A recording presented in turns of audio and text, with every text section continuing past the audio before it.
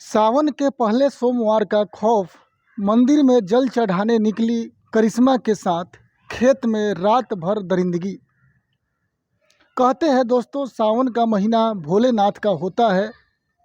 शिव भक्तों के लिए ये महीना पूरी जिंदगी का सबसे पाक महीना माना जाता है। दोस्तों नमस्ते, प्रणाम। मैं हूं अभय और आप देख रहे हैं दोस्तों सच्ची घटना चैनल। दोस्तों, सावन का दूसरा सोमवार बाबा भोलेनाथ को जल चढ़ाने का पावन पर्व। लेकिन इसी पवित्र महीने में बिहार का एक गांव में जो सच्ची घटना सामने आई है वो आपको दिल दिमाग को हिलाकर रख देगा। गांव-गांव के तड़के सुबह उठकर नदियों से जल भरते हैं, कांवड़ सजाते हैं, मंदिर में गूंजता है और बम बम भोले बोलते रहता है। लेकिन बिहार के सहरसा में एक छोटे से गांव में सावन के पहले सोमवार ने एक 19 साल की मासूम लड़की की जिंदगी को नरक बना दिया। उस लड़की का नाम था करिश्मा। वही करिश्मा जिसे हर कोई गांव में देवी का रूप मानता था, भोलेनाथ की परम भक्त। सुबह के 4 बजे करिश्मा ने अपने सहेलियों के साथ गांव के शिव मंदिर जाने की तैयारी की।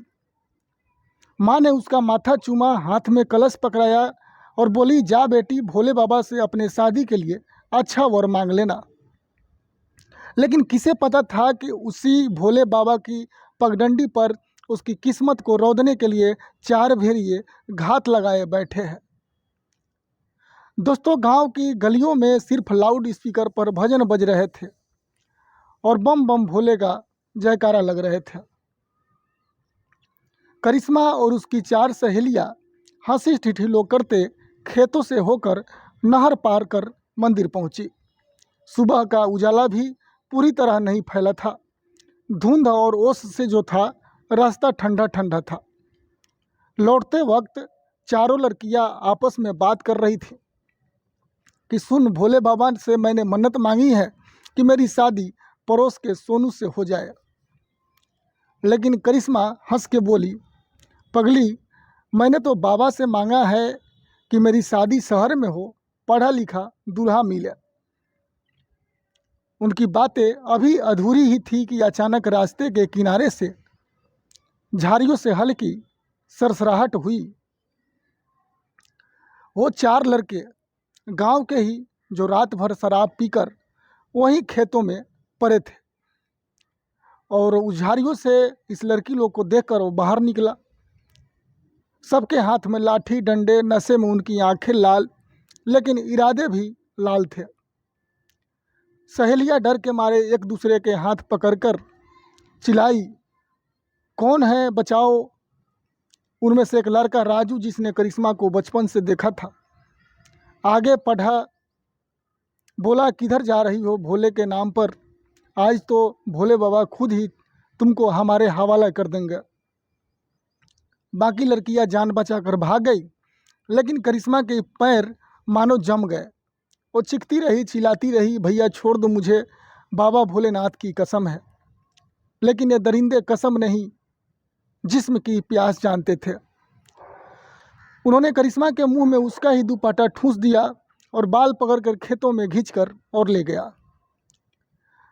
जब बाल पकड़कर खेत में ले गया तो खेत के बीचों बीच ऊंची जवार की फसल थी। बाहर से कोई देखे भी ना सकता था, मतलब ऐसा वो एरिया था। करिश्मा ने खुद को छुड़ाने की लाख कोशिश की, मिट्टी में हाथ पैर घसीटे, लेकिन चारों दरिंदों ने उसे बारी बारी से नोचा। किसी ने उसके दुपट्टे से उसके हाथ बांधी तो किसी ने उसके कपड़े फाड़ दिए। सावन के दूसरे सोमवार की रात को उसकी मिट्टी में उसका खून रिश्ता गया।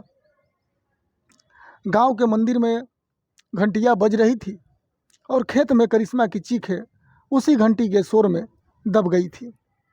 राजू, पवन और जीतू और मुन्ना चारों बारी बारी से उसके जिस्म को नोचते रहे, जैसे वो कोई इंसान नहीं, मांस का टुकड़ा हो।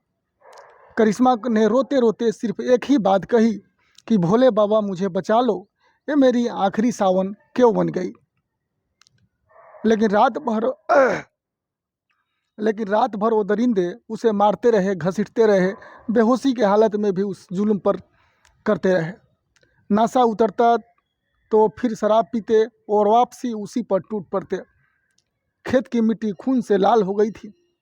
सावन के दूसरे सोमवार को भोलेनाथ के मंदिर में चढ़ा जल सूख गया, लेकिन करिश्मा की चीखें खेत में अमर हो गई।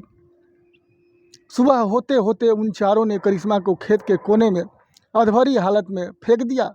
उसके कपड़े तार तार थे, जिस्म पर खरोच थी और आंखों से आंसू अब भी बह रहे थे। गांव की एक बुजुर्ग दादी अपनी बकरी खोजते हुए उधर पहुंची तो उनके चीखें निकल गई। अरे भोले बाबा, ये किसका पाप पड़ा है खेत में। देखते ही देखते पूरा गांव वहां जमा हो गया, लेकिन कोई उसके बदन को ढकने के बजाय मोबाइल निकालकर वीडियो बनाने लगा। मतलब तरह तरह का लोग अपने अपने हिसाब से उस लड़की के साथ वो करने लगा। करिश्मा को होश आया तो उसकी आंखों में सिर्फ एक सवाल था, माँ मैं बच गई। इतना करिश्मा बोली कि माँ मैं वापस बच गई, लेकिन जिस्म की तार तार हो गई। माँ बाप को खबर लगी तो उसकी माँ बदहवास होकर खेत में लिपट गई। बिटिया तेरे साथ ये कैसे हो गया। ये सब करने के बाद पुलिस को बुलाया गया, केस दर्ज कराया गया, लेकिन असली खेल शुरू हुआ गांव की पंचायत का। पंचायत के मुखिया ने रातों रात पीड़िता परिवार को धमकाया, अगर तुमने केस आगे बढ़ाया तो पूरे गांव की बदनामी होगी। बाहर वाले को पता चलेगा तो कौन अपनी बेटी की शादी इस गांव में करेगा। माँ ने सुना तो उनका खून खौल गया। बदनामी हमें क्यों होगी, पाप तो उन चारों ने किया है, उसकी माँ ने उस भरी सभा में ये बताया। लेकिन गांव के कुछ लोग दारू की बोतल और पैसे लेकर उन दरिंदों के घर पहुंच गए। फिक्र मत कर, केस दबा देंगे। पुलिस वाले ने भी चालाकी दिखाई, FIR तो लिख ली, लेकिन मेडिकल रिपोर्ट को खींचने लगा। करिश्मा के पिता मजदूरी करते थे, उनकी औकात नहीं थी केस लड़ने की, लेकिन माँ की आंखों में अभी भी गुस्सा थी। तो दोस्तों, कहते हैं करिश्मा की माँ ने गांव छोड़कर जिला कोर्ट में अर्जी लगाई, मीडिया को बताया, न्यूज़ वालों ने हेडलाइन बनाई, भोले बाबा की भक्त करिश्मा के खेत में रौंदा गया। पंचायत बना ढाल। ऑफिस के बाहर करिश्मा की माँ बैठ गई, हमारी बेटी का इंसाफ दो, नहीं तो हम जान दे देंगे। करिश्मा का बयान ने सबको हिला दिया। दोस्तों, मैंने अपने बलात्कारी देखे हैं, सब गांव के हैं, सबका नाम जानती हूँ, मुझे जान से मार देंगे लेकिन मैं रुकूंगी नहीं। लड़की भी पूरी साहस फूल थी। मीडिया में मामला फैला तो चारों आरोपी पकड़े गए, लेकिन गांव में आज भी लोग कानाफूसी करते हैं कि करिश्मा की भी गलती रही होगी। इतनी सुबह क्या ज़रूरत थी खेतों से जाने की। लेकिन उसे क्या पता था, यही वो सोच है जो दरिंदों की ताकत देती है और मासूमों को चुप करवा देती है। तो दोस्तों, आप लोग भी अगर कहीं जाए तो माँ बाप के साथ जाए। कलयुग है दोस्तों, सावन का महीना आज भी चलता रहेगा, लोग जल चढ़ाते रहेंगे, भोले बाबा की जय जयकार होगी। लेकिन करिश्मा की कहानी हर उस लड़की को आगाह करती है जो मंदिर जाती है, स्कूल जाती है या नौकरी पर जाती है। पापी कहीं भी घात लगाए बैठे हैं। पंचायत सिस्टम और समाज को अब तय करना होगा कि बलात्कारी को इज्जत बचानी है या बेटी की इज्जत। अब वो सारे चीज़ जो था पंचायत के हाथ में था। करिश्मा आज भी अपने खेत के उस कोने से हर सावन में पूछती है, भोले बाबा कब तक। लेकिन दोस्तों, ये भरोसा कब तक रहेगा। दोस्तों, अगर आप चाहते हैं कि ऐसी दरिंदगी की सरेआम फांसी दी जाए तो इस वीडियो का हर उस इंसान तक पहुंचाइए जिसके दिल में थोड़ी भी इंसानियत बची है। दोस्तों, वीडियो को बिना देर किए लाइक करें, शेयर करें और हमारे चैनल जो है सच्ची घटना, इसको सब्सक्राइब जरूर कर ले। तो दोस्तों, मैं हूं अभय, फिर मिलूंगा एक और सच्ची घटना के साथ। तब तक अपनी बेटियों को बचाइए। जय शिव शंभू, जय हिंद।